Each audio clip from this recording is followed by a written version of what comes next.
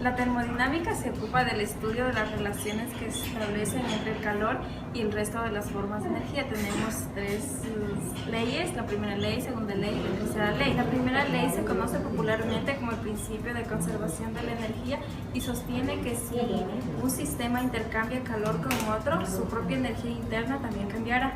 La segunda ley se encuentra apoyando en la entropía. Y la tercera ley: es imposible alcanzar una temperatura que sea igual al cero absoluto. El efecto Peltier consiste en el calentamiento o enfriamiento de la unión de metales distintos. Al invertir la corriente también se invierte el sentido de flujo de calor. El efecto Peltier consiste en el calentamiento o enfriamiento de la unión de metales distintos. Al invertir la corriente se invierte también el sentido de flujo de calor. Esto depende también del sentido de la temperatura y del tipo de metal. El efecto termoeléctrico consiste en la conversión directa de la diferencia de potencial a determinado voltaje. Un dispositivo termoeléctrico crea un voltaje cuando hay una diferencia de potencial a cada lado. Por lo contrario, cuando se le aplica un voltaje, existe una diferencia de potencial. El efecto termoeléctrico se utiliza para generar electricidad, medir la temperatura, enfriar o calentar objetos. El fenómeno que podemos ver en este proyecto se aprovecha alimentando la celda Peltier. Esta celda Peltier tiene una variación de temperatura en sus dos caras, una caliente y una fría. En este caso la hemos utilizado para enfriar debido a que ya se calienta eléctricamente. El fenómeno que podemos ver en este proyecto se aprovecha alimentando la celda Peltier. Esta celda Peltier tiene diferentes temperaturas, una caliente y una fría en cada cara. A esta celda se la utiliza para generar energía y también está compuesta por bismuto y teluro.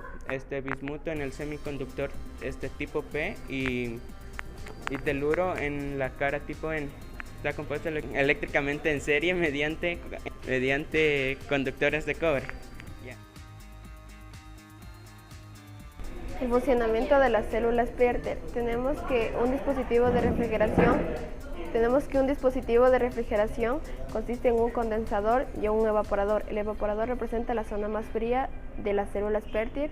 Tenemos también la parte del condensador, que va a ser ceder las calorías al exterior, y también tenemos que este efecto se asemeja a una bomba de calor en el cual no requiere ni gas ni elementos móviles.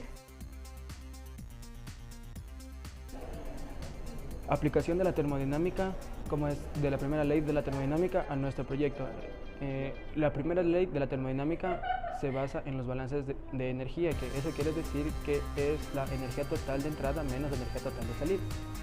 Para demostrar que nuestro proyecto es eficiente, vamos a sacar el calor disipado, que va a ser el calor que emite nuestra célula al tener el diferencial de temperatura del agua, que va a ser en la parte superior, y de la vela en la parte inferior.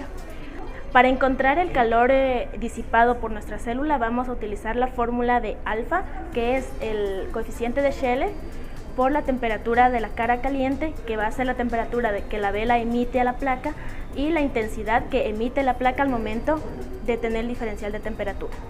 Entonces, el coeficiente de Scheele va a ser igual al voltaje por la temperatura.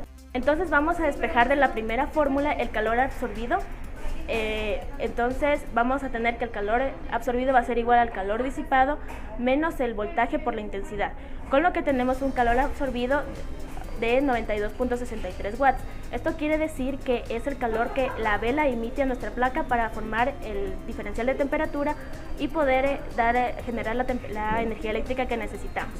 Aplicando la primera ley, tenemos que la energía interna va a ser igual al trabajo menos el calor.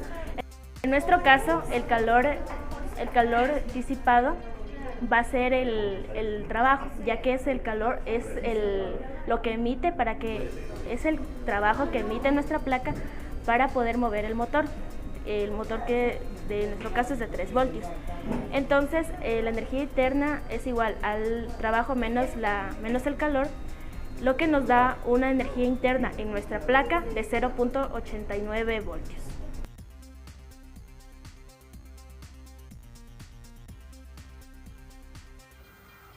Una vez realizado el proyecto sobre el efecto Peltier, pudimos contratar la aplicación de la primera ley de la termodinámica, donde el calor es igual a la constante de Peltier multiplicado por el voltaje, intensidad y la temperatura. Relacionando estas expresiones, podemos determinar la cantidad de calor agregada al sistema.